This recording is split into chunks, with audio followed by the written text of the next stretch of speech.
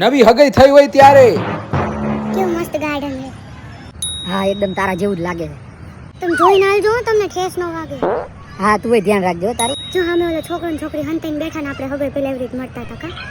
તમને ખબર મને ફૂલ આવી. આપણે લગન પછી અહીંયા આવશું હો. એ તો તારા માટે બહુ મસ્ત સરપ્રાઈઝ છે. તને ડિનર ડેટ ઉપર લઈ જાઉં છું. હે ક્યાં લઈ જાવ? લગ્નના 10 વર્ષ પછી એ જોઈને આલો ને ઠેબા આવશે નીચે. આવી ત્યાંની 500 ફોટા પડાયા છે મારી પાસે. ઘર ભેગા થઈને મચ્છરા કડ્યા છે મને. તમને કોઈ કે પડી નથી કે નવા કપડા પહેરીને તૈયાર થઈને આવ્યો તો મને શોખ ન હોય ફોટા પાડવાનો. મારી યાદ બોલાતા જ નહીં. અહીંયા કેમ બેહી ગઈ? હાલ ઘરે જઈ. માં ના થાવ. સોને રાંધવું ન હોય એટલે બેહી જશે. એ તો તોય નથી રાંધવાની જે ખાવું હોય ખાઈ લેજો. બહાર ગળત હોય ને એટલે ભાજે. એટલે રસોઈ ન બનાવી હોય. આ જોન બધા કેવા ચોટી ચોટીને બેઠા ઝાડવા હેઠળ ખૂણામાં. હા ભાઈ વાંહે કઈ રિઝલ્ટ સારું ન હોય. ક્યાં પસ્તાય? તું તો ફાવી જ ગઈ હું.